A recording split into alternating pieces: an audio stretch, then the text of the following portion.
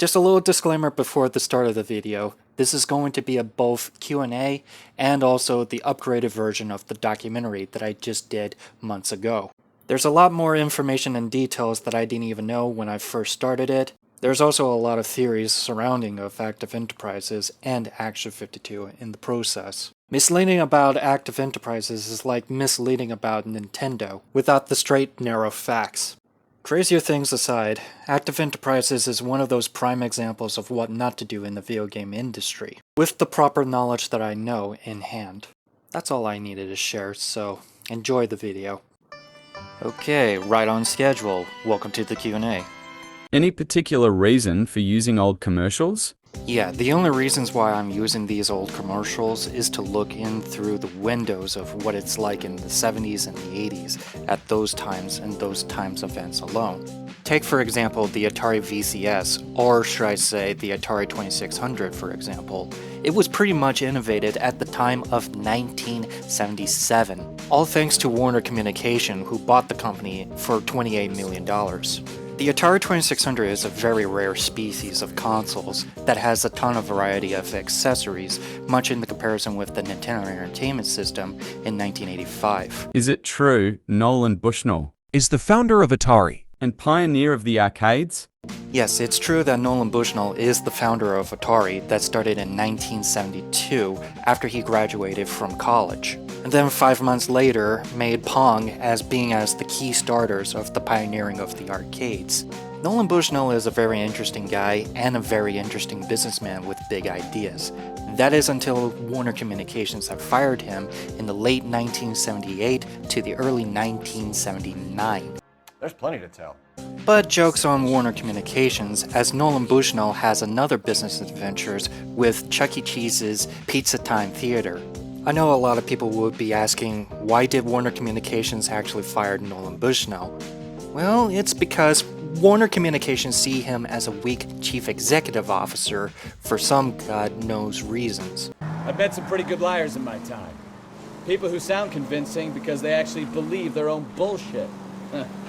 And then got replaced with Chief Executive Officer Ray Kassar, who has zero understanding of how the video game industry works and have complete disregard of how the playtesting needs to be improved back in those days in 1970s. Is Ray Kassar the worst chief executive officer? Oh, absolutely, he is the worst. When Ray Kassar actually commissioned Todd Fry to make the Pac-Man for the Atari 2600, he wasn't given the proper resources and the code, just like the one in the arcade. He had to play the game in order to understand how the game actually works, and what we got is the results of it. End of story. Heck, Ray Kassar was at the meeting at that time, and he knew full on well it wasn't playtested it when he actually looked at the calendar and gave this game as a final product. You don't appear to be too upset about the fact. He even went so bold of just making 12 million copies, knowing damn well there's only 10 million machines here in America. I see. So you probably did well to stick it out this long. But that doesn't even stop Ray Kassar right there. On June 11th, 1982, the movie E.T. came out and was a box office hit. So Warner Communications, along with Ray Kassar in tow, were given the green light. And E.T. for the Atari 2600 will be known as the worst game in video gaming history, by repeating the same mistakes that they did by giving Howard Scott Warshaw for only about 4 weeks. Well, hasn't this worked out well for the two of you? This wasn't Howard Scott Warshaw's fault, other than Ray Kassar, who is actually taking lead in this project. Let me figure this for you. So you got 12 million copies that are produced and manufactured. Then, of course, you have the 7 million that are actually being sold and distributed. So, 12 million minus 7 million equals about 5 million in left of reserve. So let's be clear about this. If the 7 million are being sold and distributed, well then, where's the rest of the 5 million out of the copies of the 12 million? Well, I think I have the only two theories at this point. On the one hand, the 5 million may be in the warehouse, probably in the back rooms, being stacked in one of the shelves to the rafters. Or 2, they might have been recycled into ET for the Atari 2600. According to the information, only 5 million copies are being manufactured and produced, the exact same missing number out of the Pac-Man for the Atari 2600. That's the only theory I could possibly come up with, because you cannot seriously tell me that you manufactured and produced that 5 million copies, which I have serious doubt for. Getting back to the story, in 1983, Atari had lost $500 million and was about to go to Chapter 11 bankruptcy until the company was being saved and was purchased by Jack Tramiel, a former IBM technician who is now the owner of Atari. Is the legends about the game cartridges being buried true? The legends about the cartridges being buried are true. When Jack Tramiel bought the company, he took those cartridges in questions and just buried them in the middle of the desert. No one knows exactly how the 5 million ended up in the middle of nowhere, being buried in a landfill in this desert of New Mexico. Stories tell about a warehouse that is located in El Paso, Texas, owned by Atari, which it just so happens to be neighboring right next to the state of New Mexico. As stated before, 1983 would be known as the video game crash of 1983, the North American video game crash of 1983.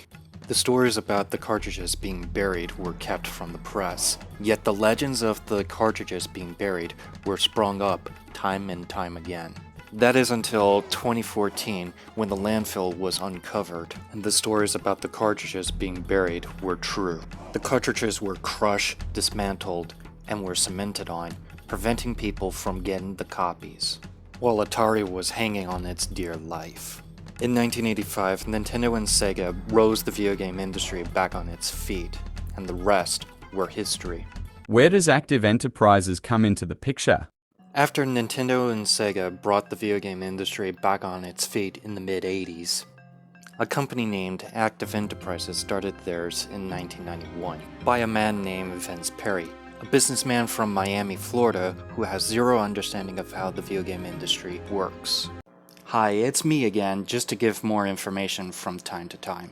So about Vince Perry, there's the similarities between him and Ray Kassar is that both of them have zero understanding of how the video game industry works.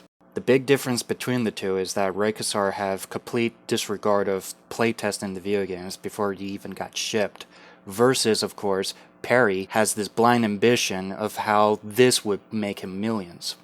To put things in perspective, Ray Kassar did all that in 1982 and 83 versus Perry in 1991.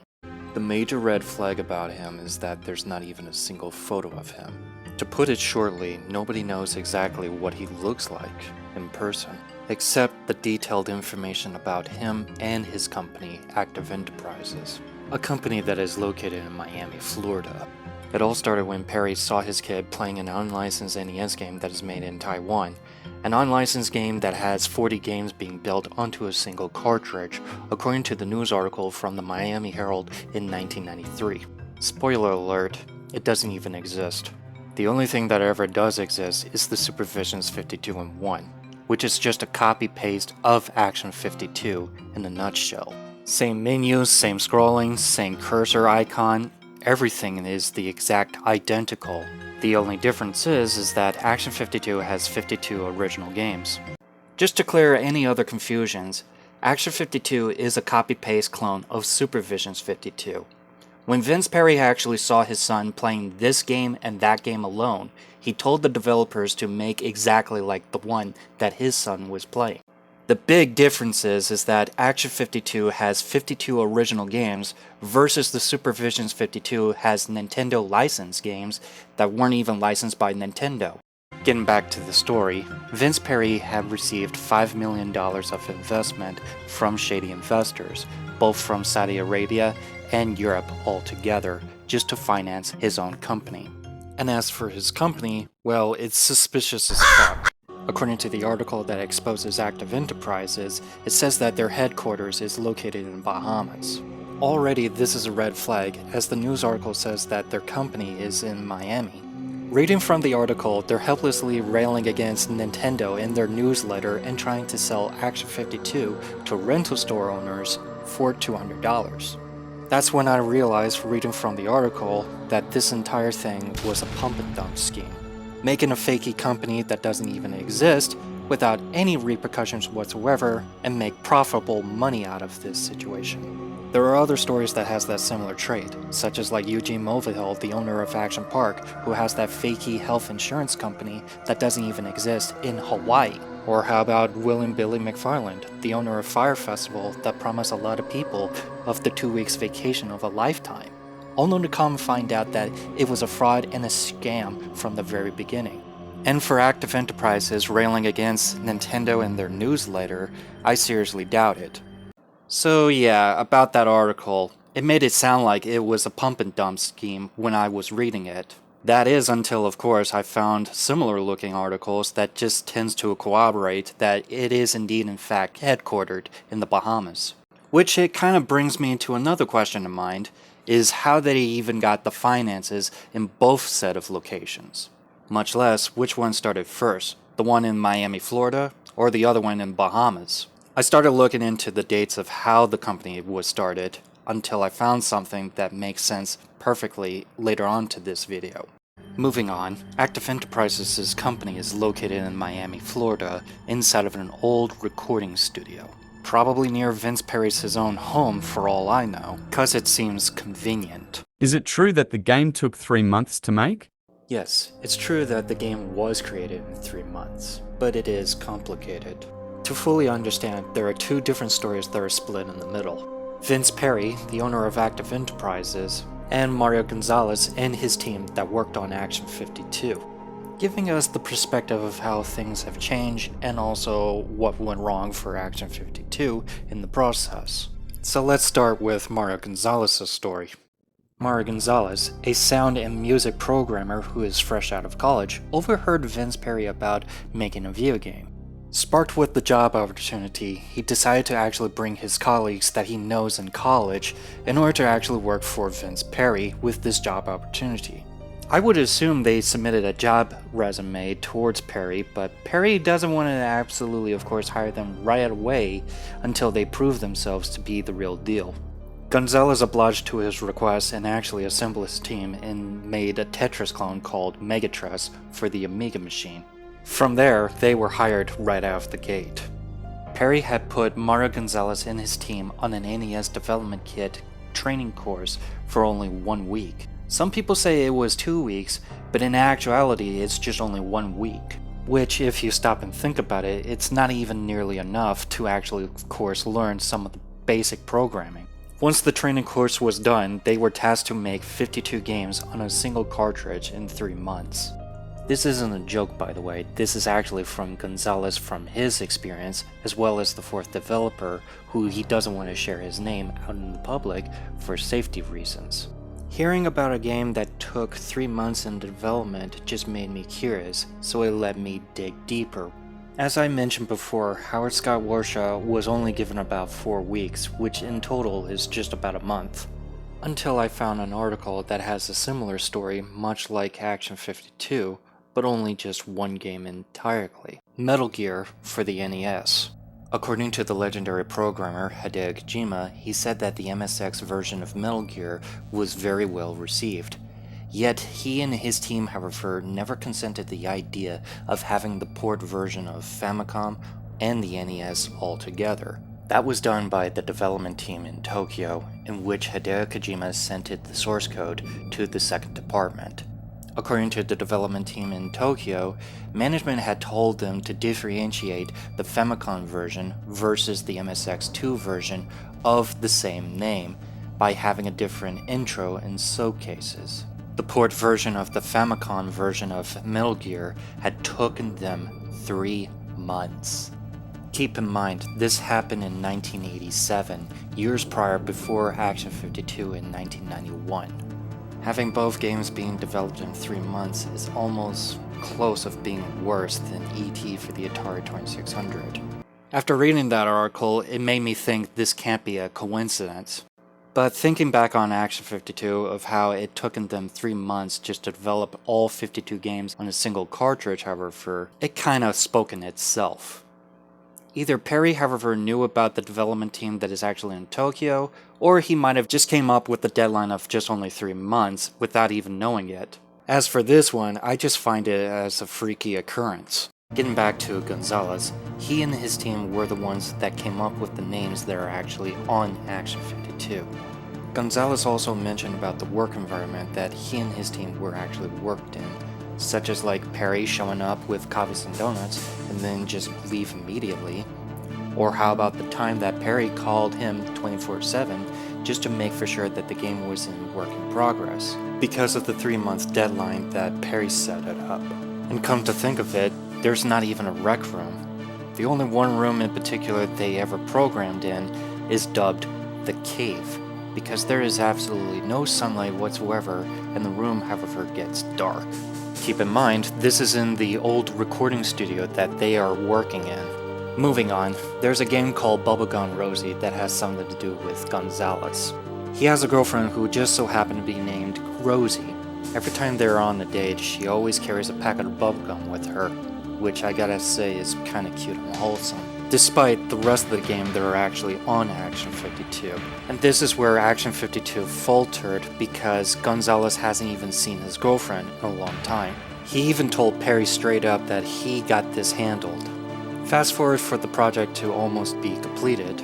Gonzalez was working on the last game called The Action Game Master, but it was opted out in favor of the Cheetah Man being as the last game in favor of Perry.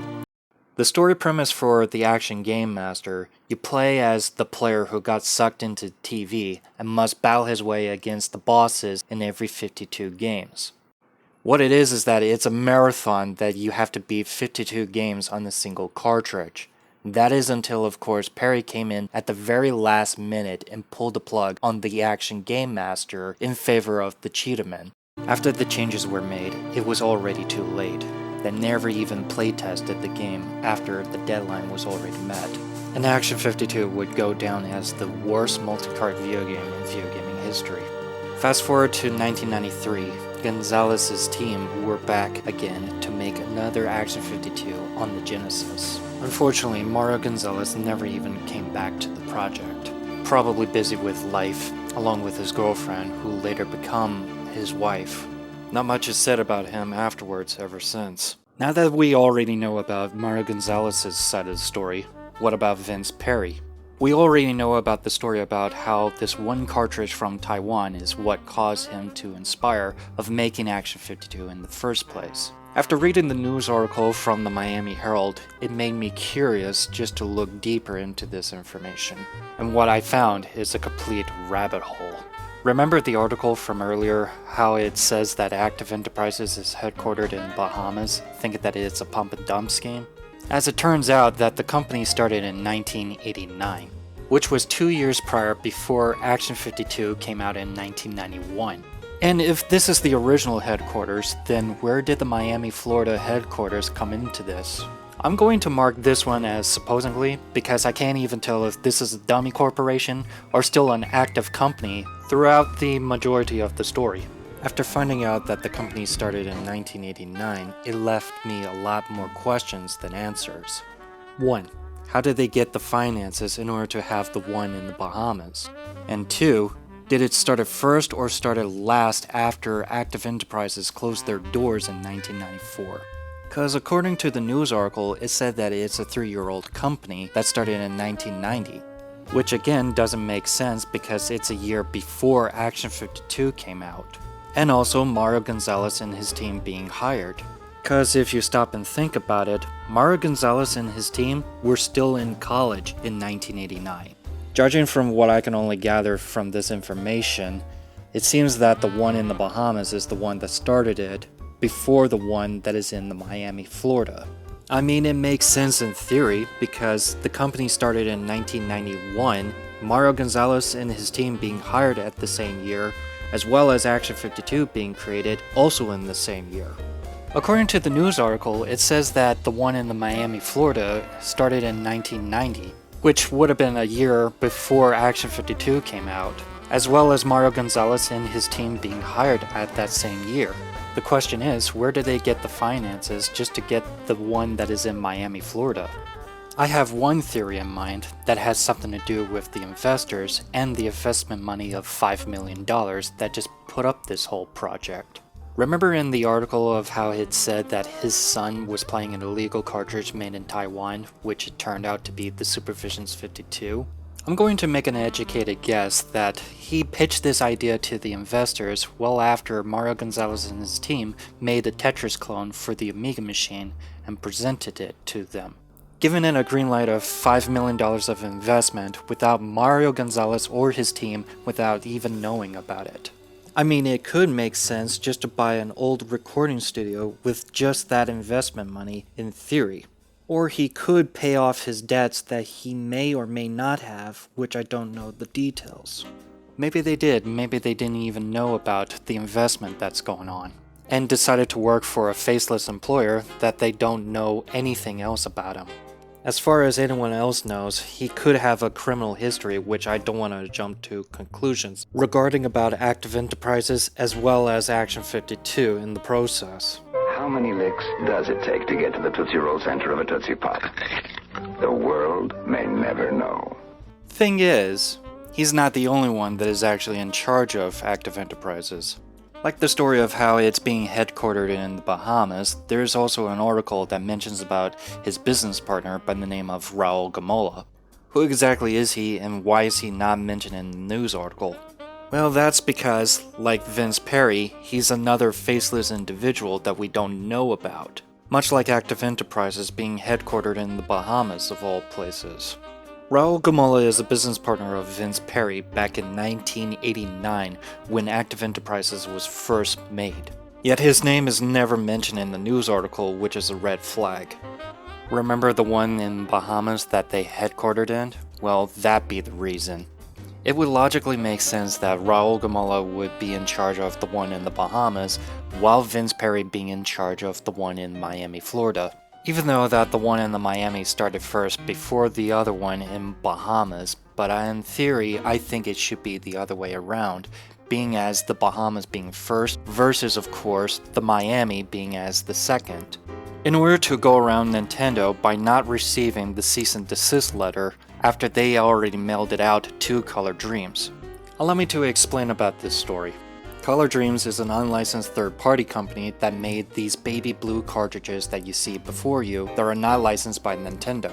Nintendo caught wind of this and found out that Color Dreams were the ones who sold those games without Nintendo's permission and sent it out the cease and desist letter. Store owners rejected them, knowing Nintendo would just cut ties with them in the business. And so, Color Dreams changed their name to Wisdom Tree and started selling unlicensed Bible games to Christian-themed bookstores that weren't even selling games to begin with. Nintendo can't do anything else about it since they don't even have businesses with Christian-themed bookstores. Now that we already established, why couldn't Nintendo do the same thing towards Active Enterprises? Well, that's because they never even do business in Bahamas. But the one in Miami, Florida, they sure can. But they don't see them as an over-competitor such as like Camerica, Tangent, even including of course Color Dreams as I previously mentioned. Though I find it interesting in this theory. Moving on. After Perry had hired Mario Gonzalez and his team, they were put on the NES development training course for 1 week. Keep in mind, Perry doesn't even know how to program or do coding abilities in his lifetime. But putting his team in 1 week of training course isn't even enough to do all the codes and whatnot. And as a finishing touch, he told his team to make 52 games in 3 months. Why 3 months? I don't exactly have a clue. Probably from him or the investors, I'm not for sure. Though I find it coincidence that Metal Gear for the Famicom has a similar story just like the one in Action 52. Only Metal Gear for the Famicom was done 4 years prior before Action 52 came out in 1991 though. Yet Perry has 4 developers in his employment, which is less than the development team in Tokyo.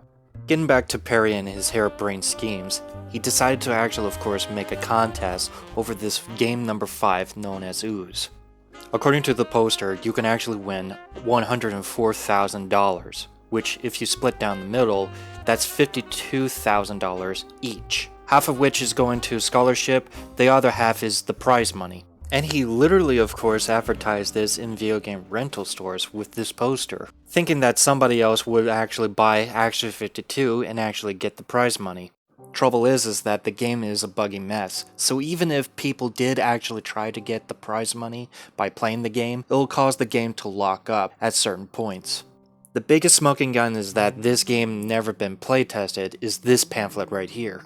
It says here that you have to play game number 5 in order to unlock those 2 games.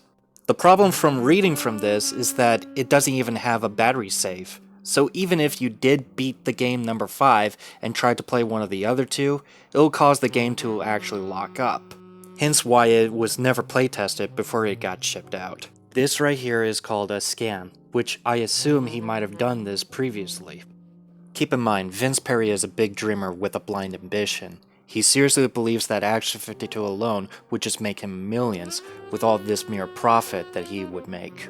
Like Ray Kassar though, he has zero understanding of how the video game industry works and has a complete disregard of any playtesting that the games needed to be made in order to actually of course be shipped.